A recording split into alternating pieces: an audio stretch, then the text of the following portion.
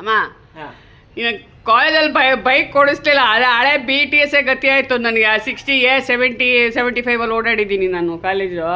ಹಂಗೆ studies complete ಮಾಡ್ಕೊಂಡೆ. ನಂಗೆ ಅವಾಗ ಸನ್ನಿ ತೊಗೋಬೇಕಂತ ತುಂಬ ಆಸೆ ಇತ್ತು. ಜಸ್ಟ್ 15,000 ಆಯಿತು. ನೀನು ಯಾಕೆ ಕೊಡಿಸ್ತಿಲ್ಲ ಅವಾಗ ನನಗೆ? ನಾನು ಏನಾದ್ರು ನಿಂಗೆ ಗಾಡಿ ಕೊಡ್ಸಿದ್ದಿದ್ರೆ ನೀನು ಆ ಫ್ರೆಂಡ್ ಮನೆ ಅಲ್ಲಿ ಇಲ್ಲಿ ಸುತ್ಕೊಂಡು ಕಾಲ ಹಾಕಿ ಓದನ್ನು ಅಲಕ್ಷ್ಯ ಮಾಡ್ತಾ ಇದ್ದೆ. ಅಯ್ಯ ಇಲ್ಲದೆ ಇದ್ದರೆ ನೀನು ಇವತ್ತು ಚಾರ್ಟರ್ಡ್ ಅಕೌಂಟೆಂಟ್ ಅಂತ ಆಗ್ತಿರ್ಲಿಲ್ಲ.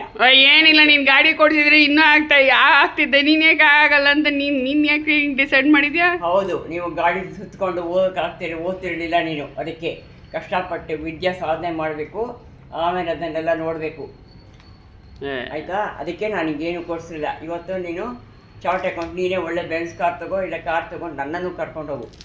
ಅಲ್ಲ ಹೋಲಿ ಅದು ಹಾಳಾಗೋಲಿ. ಅವಾಗ ಕೊಡಿಸಿಲ್ಲ, ಅವಾಗ 15,000 ಆಯಿತು. ಇವಾಗಲಾದ್ರೆ ಒಂದು 2 ಲಕ್ಷ 3 ಲಕ್ಷದ ಬೈಕ್ ಕೊಡಿಸು ನನಗೆ. ನಾನು ಹೋಗ್ಬೇಕು. ಯಾಕೆ? ಆ ಮನೆಯಿಂದ ದುಡ್ಡು ಇಟ್ಟಿರ್ತೀನಿ, ಸಮಯಕ್ಕಾಗುತ್ತೆ. ನೀನು ಇವಾಗ TVS ತಗೊಂಡು ಓಡಾಡಲಿಲ್ಲ. TVS ಎಲ್ಲ ತಗೊಳ್ಳಲ್ಲ.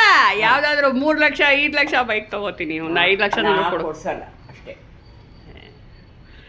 ಡಿಸ್ರೆಸ್ಪೆಕ್ಟು.